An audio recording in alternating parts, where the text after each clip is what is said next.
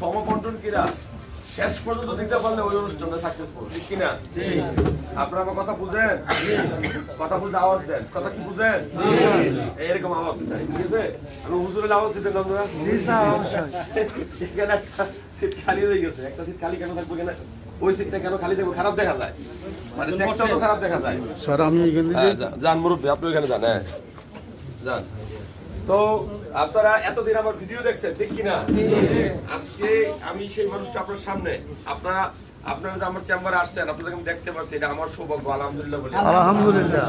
তো আসলে এই 100 জন রোগী এখন পর্যন্ত, কিন্তু সেটা 150 ক্রস করবে। আমি চাই না কোনো মানুষকে ফেরত দিতে, কারণ একটা মানুষ পঞ্চগড় থেকে, ঠাকুরগাঁ থেকে, রংপুর থেকে, অথবা মাদারীপুর থেকে, অথবা ধরেন আপনি কাছাকাছি যদিও বলি আমি নোয়াখালী থেকে আসছে, সেই মানুষটা যদি আজকে রাজাকে ফেরত গিয়ে আবার আরেকদিন আসে, ওই মানুষটার মনে কষ্ট হবে, অর্থনৈতিক লস হবে, আর ছুটি সবসময় থাকে না, ঠিক না বেঠি?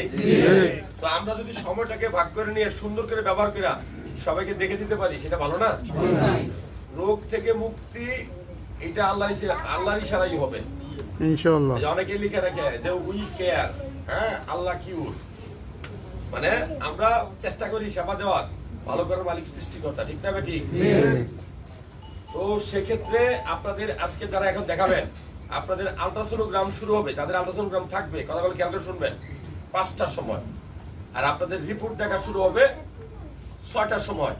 যারা প্রথম 100 জনের মধ্যে পড়বেন, তোমরা কিন্তু 100 জনের পরে ডিরেকশন দেওয়া, কারণ কিন্তু ভেজাল করছে আমার চেম্বারে গিয়া গ্রুপে প্লিজ, আমি তোমাদের একটু বলছি, আর নাল সিরিয়াল নিবা না।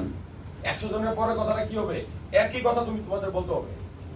যারা রিসিপশনে থাকবে, যারা টিকিট কাটবে, তাহলে আমার চেম্বারে গিয়ে কেন তারা ইয়ে করবে, ভেজাল করবে 10টার সময়, যে আমরা গ্রুপে দেখতাম না, দেখাতে পারবো না, ওরা জানেই না, মানে ওরা আকাশ থেকে পড়ছে। তো ধরেন 100 জন পেশেন্ট আপনারা বিদায় হবেন 7:30 8টার মধ্যে বিদায় হয়ে যাবেন। আপনি কি রাজি আছেন? এই যে 8:30টার মধ্যে বিদায় হবেন, এটা করতে গেলে আমার যে কাজগুলো করতে হবে সেটা হলো যে আমরা কখনো তো একজনকে রুগী দেখাতে সম্ভব না।